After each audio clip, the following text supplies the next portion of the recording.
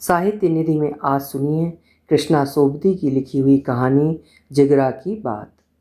भारतीय साहित्य के परिदृश्य पर हिंदी की विश्वसनीय उपस्थिति के साथ कृष्णा सोबती अपनी संयमित अभिव्यक्ति और सुथरी रचनात्मकता के लिए जानी जाती हैं। कम लिखने को वे अपना परिचय मानती थीं। उनका कम लिखना दरअसल उनका विशिष्ट लिखना था। प्रस्तुत है कहानी जिगरा की बात। दोपहर ढलने को आई। कुएं पर बैलों की जोड़ी बदल गई। झाड़ियों पर पड़े सूखते कपड़ों पर धूप की परछाई उतर गई। अमरों ने हाथ का साफा निचोड़ा और छन कर नीचे फैला दिए। खेतों की हरियाली फागुन की हवाओं में डोल रही थी। कुएं पर छाए पीपल के पात खड़खड़ा कर डालियों से टूट टूट कर बिखरे चले जा रहे थे। अमरों ने लकड़ी की पाटी धोकर एक ओर रखी, सिर का कपड़ा जरा ऊंचा किया और पानी में हाथ डुबो मुंह पर छींटे दिए। कुएं के ठंडे ताजे पानी ने कूट कूट कर धोए कपड़ों की थकान को ढीला कर दिया। बालों पर गीला हाथ फेरा, छोर से मुंह पोंछा और उठकर सूखे कपड़ों की तह करने में लग गई। गाढ़े की चद्दर, चार खाना तहबंद, कमाल जुलाहे का बुना धारीदार खेस और सरदारे का लंबा चौड़ा कुर्ता। कुर्ते के सल निकालते अमरो मनी मन मुस्कुराई। मालिक नज़र सीधी रखें, शेरों सी देह है। इलाके भर में है कोई उसके बेटे जैसा। कभी साफ सुथरा साफा बांध हाथ भर का शमला छोड़ सरदारा गांव में निकलता है तो दुश्मनों के दिल पर बीत जाती है। अमरों ने कपड़ों की तह की और सिर कपड़े धोने वाली लकड़ी की पाटी रखे कच्ची राह पर हो गई। आज उसका बेटा शहर गया है, कमाई करके आएगा।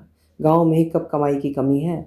बाप दादा के हाथों की ज़मीन खेती है, पर लड़के में उनमें सब्र हो तब ना। उसका तो आए दिन शहर आना जाना लगा रहता है। लोग तरह तरह की बातें करते हैं। कोई कहता है अरे पला पलाया जवान है, शोधों के गुट्ट में होगा। कोई इस पर यकीन नहीं करता और हंस हंस कर कहता है भाई कौन जानता है किस अच्छी बुरी जगह जाता है। सिर पर बाप नहीं माँ है तो लाड़ से आए दिन लड़के को चीरे ही रंग रंग देती है। अमरों ने डग लंबे किए। वो क्या किसी का मुंह पकड़ेगी। दुनिया को किसी की बढ़ोती नहीं सुहाती। जो कोई कुछ कहता है कहे। अभी तो लड़का भाड़े के घोड़े पर बैठ कर निकलता है तो लोग जहान उसे दांतों में लाते हैं। कभी मालिक की मेहर से दरवाजे पर अपना घोड़ा बंध गया तो जाने दुनिया क्या क्या तौल तोलेगी। अमरों ने लकड़ी की पाटी और धुले कपड़े जाकर आंगन में डाल दिए। चारपाई पर दम भर सांस लिया और चूल्हे चौके में लग गई। मुंह अंधेरे लड़का जाते जाते कह गया था माँ आने का कुछ पता नहीं कि किस घड़ी आन पहुँचूँ, साग रोटी बना रखना। अमरों ने मनी मन खैर बनाकर कुंडी चढ़ा दी थी। लड़के के आने का कुछ पता नहीं, पर यह तो माँ से छुपा नहीं कि बेटा पहर दोपहर गई रात से पहले नहीं आएगा। उपलों की आग पर हंडिया रखी और लकड़ियों को फूंक मार मार कर मक्की की रोटियां सेकने लगी। अमरों के साफ रंग में स्वास्थ्य की लाली थी और मजबूत गठन पर सरदारे की माँ होने की रंगत झलक मार रही थी। सरदारे के सिवाय अपने और किसी भी बच्चे को पाल पोस कर लोग जहान में खड़ा नहीं कर सकी। इसका दुख उसे आज भी सताता है।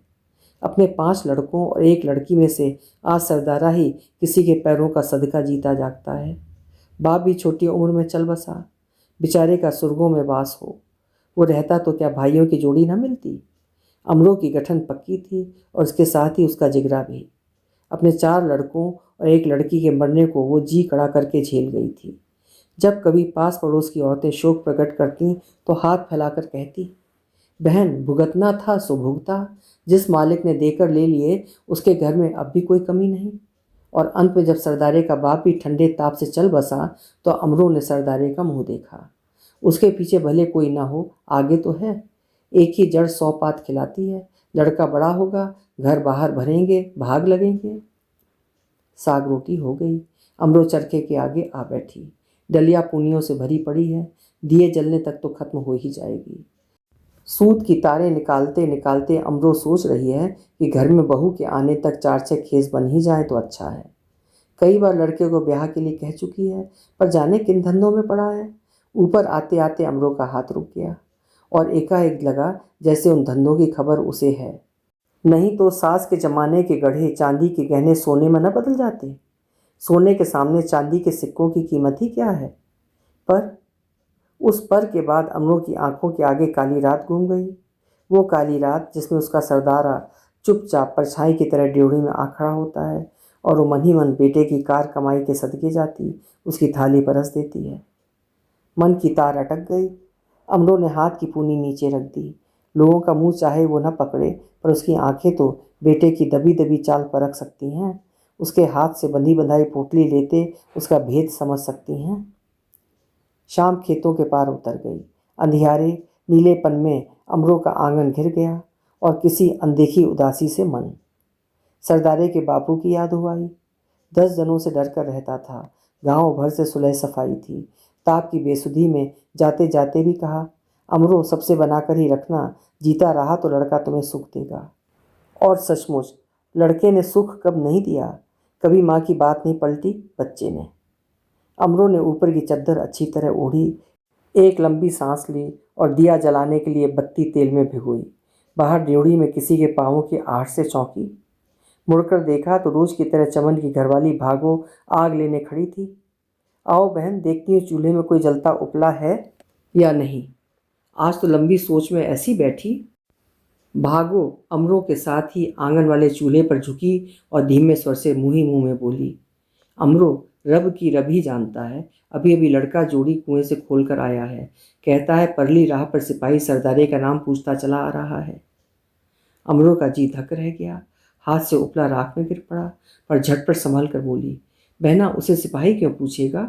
पूछता भी होगा तो कोई पटवारी से ऊंची नीची बात कर दी होगी। और तो भागो गंभीरता से बीच में ही अमरों की बात काटकर धीरे से बोली, अमरो मालिक जाने, बाकी सुनने में तो कुछ और ही आया है।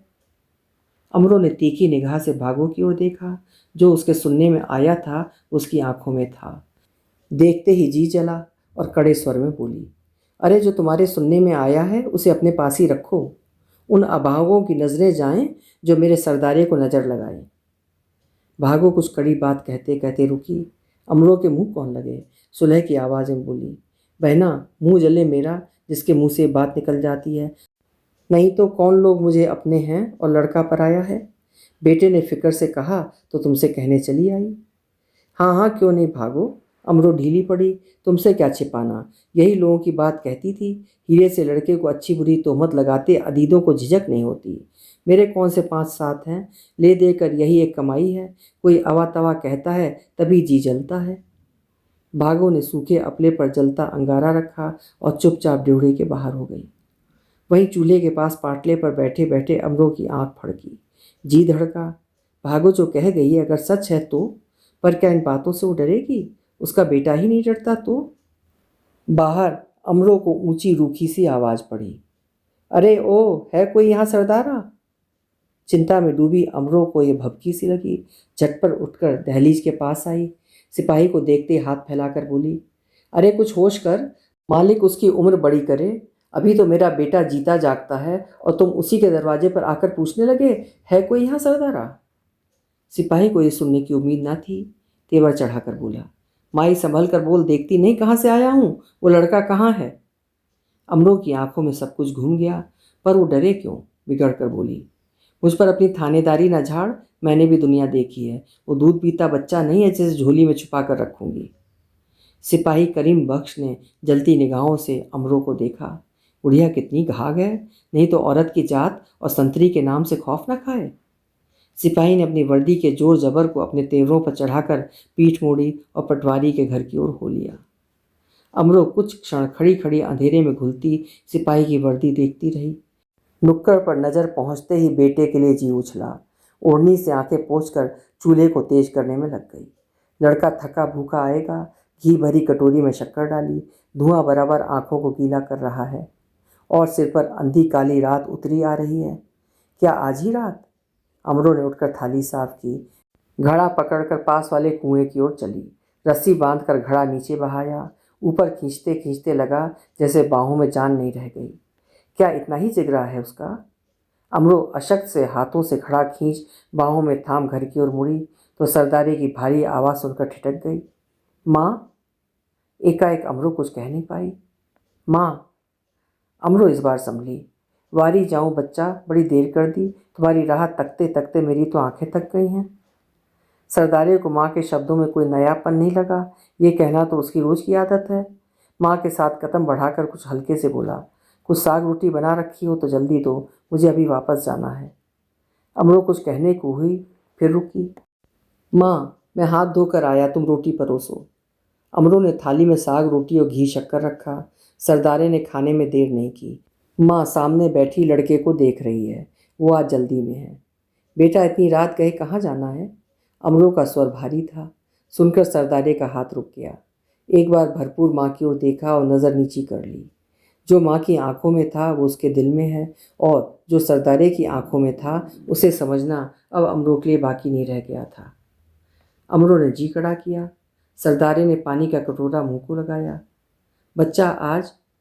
सरदारे का हाथ अब घी शक्कर की कटोरी पर था।